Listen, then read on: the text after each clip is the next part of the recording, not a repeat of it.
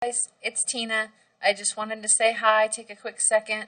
I am currently working on an article for you guys all about working from home and wanted to keep you updated on everything. I know I posted a video earlier today talking about being a coach, but I also wanted to let you know I posted a quick comment yesterday on Twitter about some books that I had received and always being a learner, and I just wanted to take a second to remind you to never stop learning new things. That's part of our experience of life.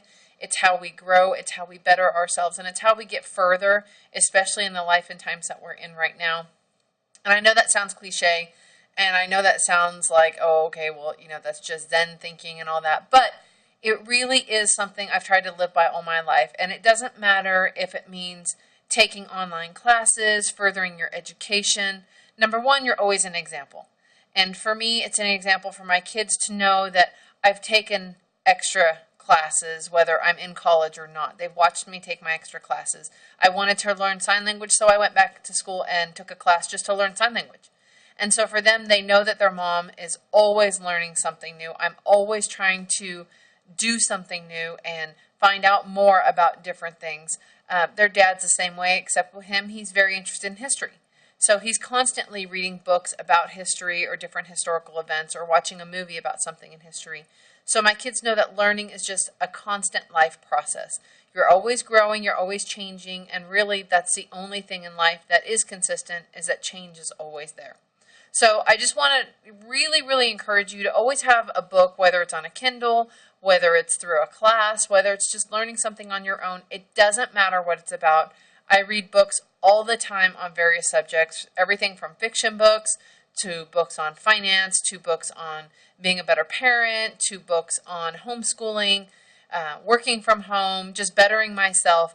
There's so many books that I have going right now at one time, and they all just change me in different ways. Right now, I just got this one. I don't know if you can see it. Thou Shalt Prosper talks about your finances and how to think logically with your finances and how to become more responsible with your finances. I've also got one I'm reading for our Bible study that's starting up again soon, and that one is by Max Lucado on finding the best areas to fit your personality where you can work and make a difference in people's lives. Basically, if you've taken a shape class for church, things like that, it's that same idea. But I've got those two going on at the same time as I'm reading 2 or 3 others, plus a fiction book. So I'm constantly reading, trying to better myself, change myself for the better, and learn all the time. And because I'm that way, I'm never bored.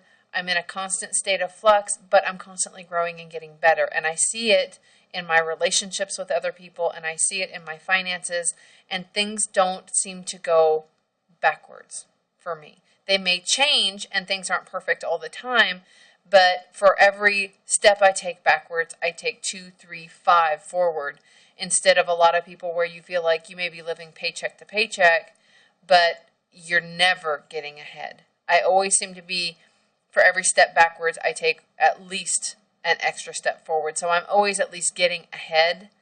And it's not to say that I'm anything special. It's just to say that I'm constantly learning and growing, and because of that, I don't see myself falling behind. And, in my finances, in my relationships, in my business, it's constantly moving ahead. It's not falling backwards. So I just want to encourage you, take a second to encourage you, and remind you to always keep learning and always have a book in your hand to keep reading and keep growing and getting better.